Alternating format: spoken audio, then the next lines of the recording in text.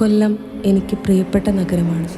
സ്നേഹത്തിൻ്റെയും സൗഹൃദത്തിൻ്റെയും ആർദ്രമായ സ്ഥലം, കവികളുടെയും എഴുത്തുകാരുടെയും വാസസ്ഥലം. മറക്കാൻ കഴിയാത്ത ഒരുപാട് ഹൃദയ നിമിഷങ്ങൾ കൊല്ലം എനിക്ക് സമ്മാനിച്ചിട്ടുണ്ട്. MTയെയും വിജയനെയും കാക്കനാടനെയും മുകുന്ദനെയുമൊക്കെ ഞാൻ വായിച്ചറിഞ്ഞത് കൊല്ലത്തെ വായനശാലകളിൽ നിന്നുമാണ്. ആധുനികതയുടെ പൊള്ളുന്ന ചൂടിൽ വിഷാദത്തിൻ്റെ ചിത്രങ്ങൾ അവർ എന്നിൽ നെയ്തെടുത്തു. കൊല്ലം പബ്ലിക് ലൈബ്രറിയുടെ പുസ്തകശേഖരങ്ങൾക്കിടയിൽ പ്രിയപ്പെട്ട എഴുത്തുകാരെ ഞാൻ കണ്ടെത്തി. ഖസാക്കിലെ ഇലവീണ വീഥികളിലൂടെ രവി നടന്നു മറയുന്നത് ലൈബ്രറിയുടെ നേരിയ ഇരുട്ടിലിരുന്ന് ഞാൻ കണ്ടു. സേതുവിനോട് കലഹിക്കുന്ന സുമിത്രയെ എനിക്കിപ്പോഴും ഓർമ്മയുണ്ട്. പൊട്ടിത്തെറിച്ചും പൊട്ടിക്കരഞ്ഞും അനാഥനെപ്പോലെ നടന്നു നീങ്ങുന്ന ഉഷ്ണമേഖലയിലെ ശിവനെ എങ്ങനെ മറക്കാൻ കഴിയും? കുഞ്ഞുണ്ണിയുടെ യാത്രാപുസ്തകവും സമ്പർക്കക്രാന്തിയുമൊക്കെ മനസ്സിൽ തങ്ങി നിൽക്കുന്നു. ONVയുടെ ഗോതമ്പ് മണികളും കുരിപ്പുഴയുടെ ജസിയും ഉറക്കെ ചൊല്ലുന്നവരെ ഞാൻ ഇപ്പോഴും കാണാറുണ്ട്. കൊല്ലത്തെ കടൽക്കാറ്റിന് സാഹിത്യത്തിൻ്റെ ഗന്ധവും സ്നേഹവുമാണ്. ചിന്നക്കടയിലേക്ക് പറന്നിറങ്ങുന്ന പ്രാവുകൾക്ക് വിഷാദത്തിൻ്റെ നിറമാണെന്ന് ഞാൻ എഴുതിയിട്ടുണ്ട്. MTയുടെ വിമലയും തോപ്പിൽ ഭാസിയുടെ മാലയും തിരുനെല്ലൂരിൻ്റെ റാണിയും ഒരു പിടച്ചിലായി ഉള്ളിലുണ്ട്. എന്നെ വായിക്കാൻ പ്രേരിപ്പിച്ച കൊല്ലം ഇപ്പോഴും എൻ്റെ ആത്മസുഹൃത്താണ്.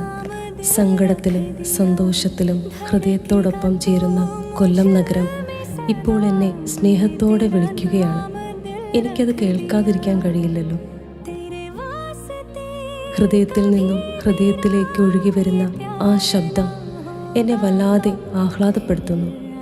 നവംബർ 30 മുതൽ ഡിസംബർ 3 വരെ കൊല്ലത്ത് പുസ്തകോത്സവം ആരംഭിക്കുകയാണ്.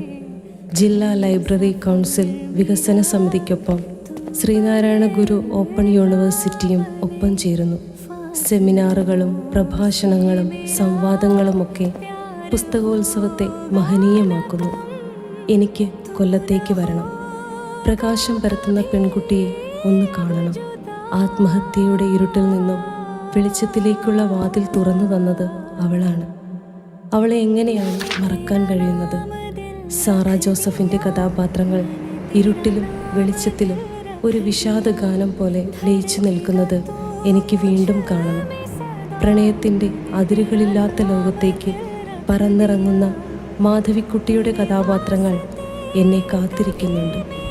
തകഴിയും ബഷീറും വർക്കിയുമൊക്കെ ചിന്നക്കടയിലൂടെ വീണ്ടും വരികയാണ്. കടലോരങ്ങളിലൂടെ പ്രണയഗന്ധവുമായി സഞ്ചരിക്കുന്ന ക്രിസ്തുവിനൊപ്പം പ്രിയപ്പെട്ട എഴുത്തുകാരൻ സക്രിയ വരുന്നത് എനിക്ക് കാണാം.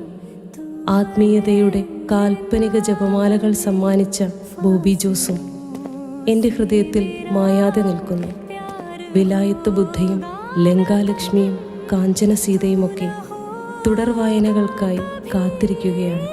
ഞാൻ വരുന്നു.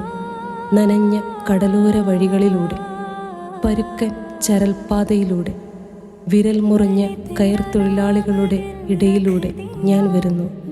പുസ്തകോത്സവം വായനയുടെ ഹൃദയ വഴികളിലൂടെയുള്ള യാത്രയാണ്. ഈ യാത്രയിൽ എനിക്കൊപ്പം നിങ്ങളും പങ്കുചേരും.